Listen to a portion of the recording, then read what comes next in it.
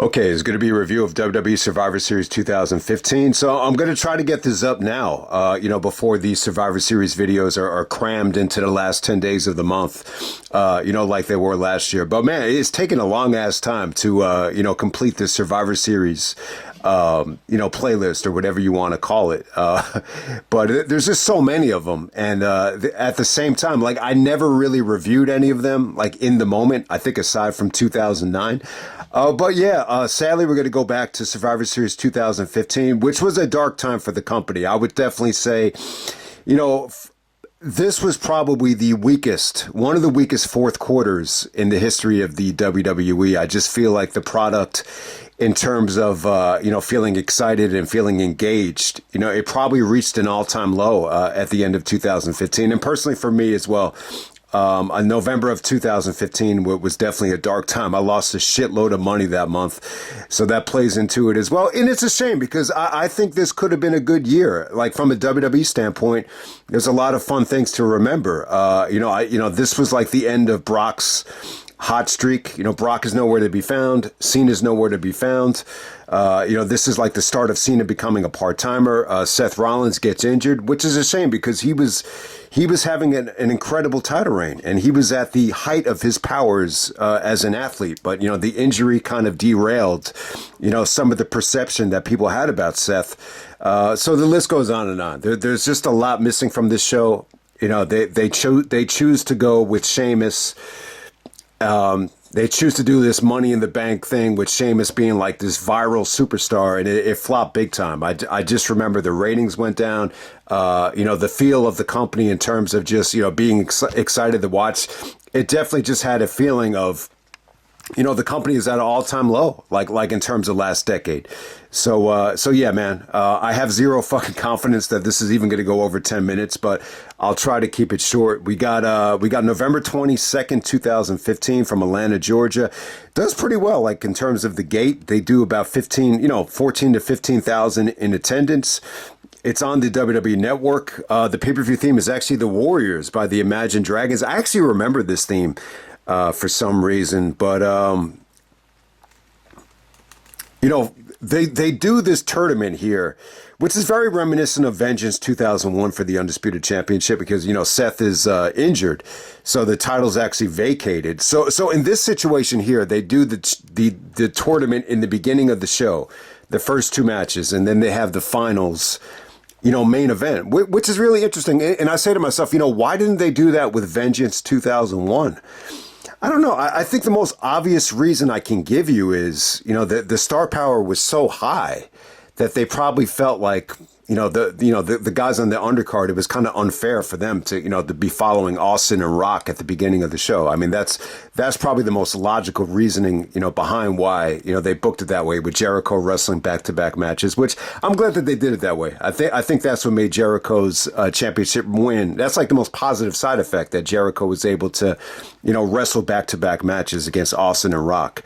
But we're going to get right down to it, man. We got Roman taking on Alberto Del Rio in the semifinal match right here. This was good stuff. I mean, say what you want about this fucking show, but God, Roman and Alberto Del Rio, this is a solid match. I mean, I know Del Rio is not for everybody, but he's a really good worker. I just think he just had some good moments. I think the crowd was actually surprisingly good here. Crowd was awful on this show, but for this match, it was good. Like the transitions here with, Del Rio, doing the super kick to block the spear. Just the way Roman fought out of the armbar was pretty impressive. How he kind of used the ropes, to get out of it. And, the transition into the spear at the end, Del Rio actually, buckling his knee on the double stomp. There's a lot of good stuff here. I mean, it's really, really good. Roman was never like bad in the ring. I think my biggest problem with him at this time was just character development. I just thought the mic skills were pretty bad. And I don't know, it just didn't feel like, and I think Heyman deserves a lot of credit. Like, you even see him in this WrestleMania Vegas trailer, just with his, facial expressions and just some of the things that he does. Like that moment where he just kind of gnarls. Like, I think a lot of that stuff was definitely presented by Heyman, and he kind of ran with it. But Roman goes over. You could definitely argue this is the match of the night. I thought this was really good stuff. I mean, this just really showed me that Del Rio was a solid worker. Like, say what you want about him. Maybe he shouldn't have been. I think his push was, the timing of his initial push was I think it was horrible. That it was right in the middle of the Summer of Punk. Part 2. Next up, we have match of the night, probably Dean Ambrose taking on Kevin Owens. Really good match here. Kevin is coming off of the John Cena stuff, but still, you could really argue that this is a big match for Kevin. I mean, not too long ago, he's, on a Ring of Honor show where, they were having login issues where you couldn't get to see his championship victory, and it totally killed his momentum. So he's only a couple months, couple years, whatever the fuck it is, removed from that. But I think it's a big opportunity for Kevin. The fact that he's actually going for a championship at Survivor Series. It's a huge jump from what he was doing a couple years earlier. And he's wrestling Dean Ambrose here. I think Ambrose looked good here. I mean, I thought these two guys, the counters were insane. They took chances. Kevin, you almost forget how fat Kevin was at that time. Like, he was in the middle of, like, losing weight for the WWE. He looks better here than he did at the end of his Ring of Honor reign. He definitely does. But still, he's a ways away, like, from, hitting his prime, in my absolute opinion here. So, but yeah, I just thought some of the transitions here, from the pop-up powerbomb into the Hurricanrana from Ambrose came off great. Then Dean does an awesome counter to the package power driver. Then he hits him with a lariat or transitions into the dirty deeds. Some of the elbow spots came off good. Even Kevin's moonsault, for as fat as he was, man, the dude could do a moonsault like it's nothing. So give him credit. I think the match is really good. I think both of these matches, I think all the tournament shit was really, really, really good. The problem is, Survivor Series, they have done tournaments in Survivor Series in the past, especially in 98. So a tournament definitely has a Survivor, type of, theme to it. It always does. But I don't know what it was. I just think it's the feel of both Sheamus and Roman. I think the timing of both of the pushes just felt a little bit flat for most people. I'm going to jump right to the finals now. So they have the finals in the main event. Roman and Dean Ambrose go about only 9 minutes, but they packed in a lot of action. I think the crowd was pretty good here for the most part. There was a lot of good exchanges with strikes. And, the fans were definitely engaged. Roman got a little bit of heat here, but it wasn't what it was at WrestleMania. It wasn't that bad. The fans clearly wanted Ambrose to win, but it wasn't really overwhelming. I thought they had a hard-hitting match. And once again, I just think you had a lot of good transitions from the dirty deeds into the spear. The Superman punch stuff was what it was. And, Roman wins. Triple H comes out and, wants to congratulate Roman. Roman actually spears Triple H, so definitely plants the seeds for Roman and Triple H for WrestleMania. And then Sheamus cashes in the Money in the Bank after getting defeated in the Survivor Series elimination match. And Sheamus, comes out of nowhere after the Triple H attack. And, Roman kicks out of the first bro kick. But eventually Sheamus does win the world title, I believe, for the 4th time. So when you combine the WWE and the world title victories for Sheamus, this is actually his 4th and I believe his last, world championship victory. And, all I can tell you guys is that I remember is that, when Sheamus went into Raw the next couple of weeks as champion, there wasn't a lot of interest. I don't think Sheamus is really that guy, especially as a heel. I think really, Sheamus is really a good guy, but I think what he could get by on to earn people's respect and what he's proven over the years is that he's a workhorse. You heard that phrase used for Sheamus time and time again. He gets by on just hard work, and I think he's just a good guy. I don't think he really ever fit the mold of, being one of these guys that is, evil or, he's going to create these viral moments. I mean, he had a cool look at the time, even though the fans kind of chanted, you look stupid. But, Sheamus in this role as a heel, this did not work in 2009. It definitely did not work in 2015 going into the holidays. So they took the title off of Sheamus almost immediately after this. I think Roman had won the belt, a couple weeks after this on Raw, to be honest with you. But let's graciously get through the rest of this show. The show was cold as shit. I got to say, I did not care for the Survivor Series match. We got Ryback teaming up with the Lucha Dragons and the Usos. So yeah, a lot of you guys that are hating it, it feels like Jey Uso's become like the poster boy for a lot of the negativity towards the WWE nowadays. But even back then, I felt like the Usos were stale as shit. But it was a little bit of a fun match for the Usos to team up with the Lucha Dragons. I mean, I thought they worked hard out there. It wasn't an awful match. I got to be honest with you. I just personally, for me, I just really couldn't get into it. It didn't keep my attention. It was one of those matches where I just kind of was rooting for it to end rather than I was rooting for it to like be a good match. So they're taking on King Barrett, Sheamus, and the New Day. The way they booked this was kind of weird. After Big E got eliminated, Kofi and Xavier, bring Big E to the back. So they kind of checked themselves out of the match. The New Day were pretty good heels here. I got to say what really stood out was Xavier Woods had his hair kind of fried like Malcolm X. If anyone saw Malcolm X when he, before he went to jail, he tried to make his hair like, very, elegant looking. I don't want to get into it. There's some racial side effects that I don't want to go into, but that's what Xavier Woods was doing at the time to get heat. And the New Day were just kind of cocky, annoying heels with the saxophone, and they checked themselves out of the match. So they kind of left Sheamus for dead. And then it was actually Jey Uso and Kalistico. They gang up on Sheamus, and they kind of hurricane Sheamus into Ryback, and Ryback hits the shell shock, and Ryback, Jey Uso, and Kalisto are the sole survivors here. I gotta say, it wasn't like an awful match, but like if you're gonna put this on a list of memorable Survivor Series elimination matches, this does not hold up at all. Obviously, next up we have Charlotte taking on Paige. They go a little bit long here. The match is actually on YouTube if you want to check it out. But Charlotte goes over Paige. So Paige had turned on Charlotte. Leading up to this thing, she was basically, kind of mocking Charlotte for, being a nepotism baby, and, Ric Flair crying and getting all emotional after Charlotte had won the belt. I actually like, Flair getting emotional. I thought it was real. I thought it was some good stuff. But the problem was, I don't think a lot of people really respected Charlotte at the time. And the match was just, dead. I mean, the crowd wasn't into it. I'm a huge fan of Paige as a personality.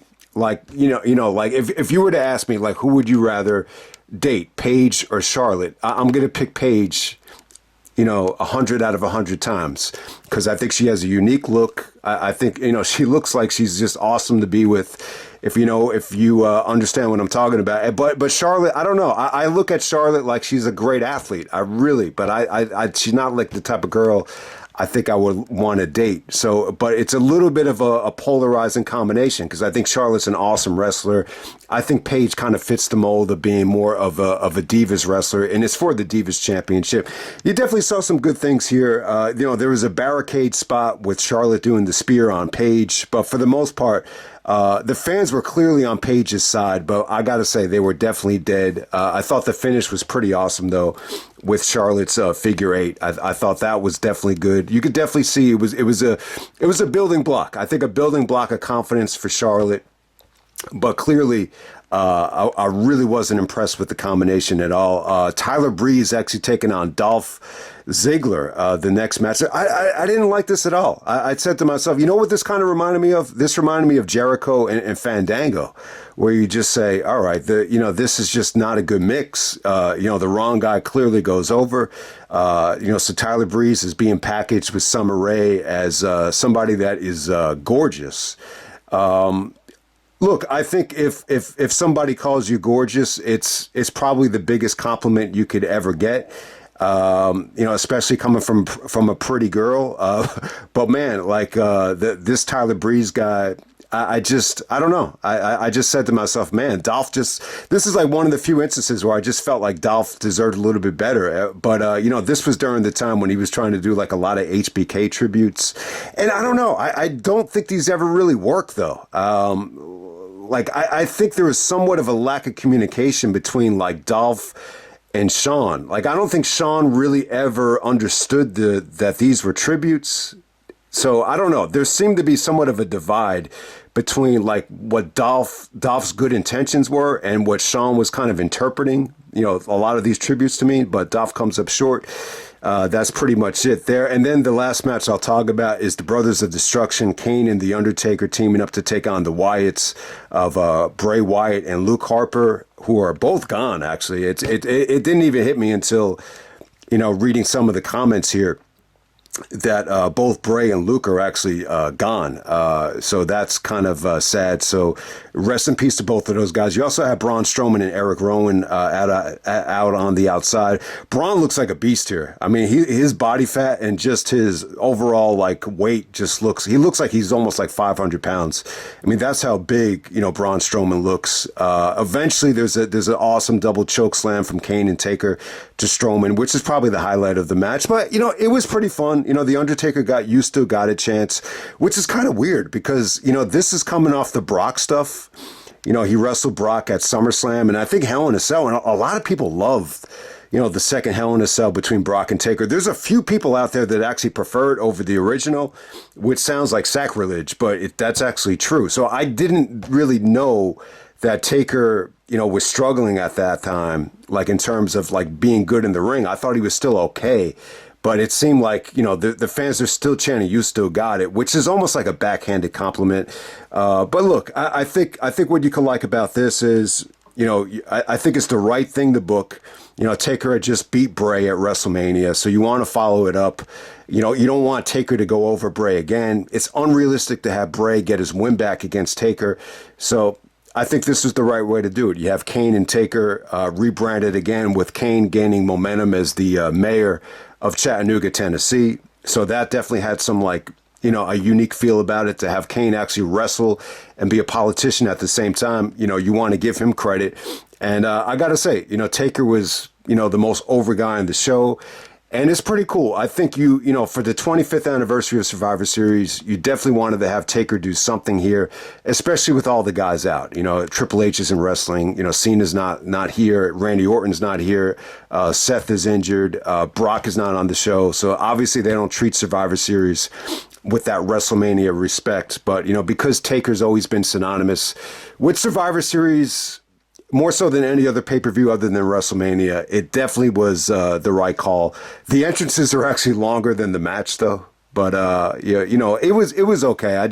I wasn't really crazy about the Taker and Bray Wyatt combination. So I think the tag match was a nice little, a nice little way to kind of make up for it. So that's pretty much it, man. That's Survivor Series 2015. Hopefully this came out acceptable, but I wasn't that confident about the review, but hopefully it came out all right. But yeah, the tournament was really, really good. I just think, if you go to cage match, it's actually, this might be the lowest rated Survivor Series. Like it's definitely up there. It's like right next to 93. I didn't check if there was anything underneath it, but the show was really not that bad. The tournament matches, like from a pure wrestling standpoint, are really, really good. I just think, because of, who won the tournament and who walked away with the championship, I think that's why the perception is so negative.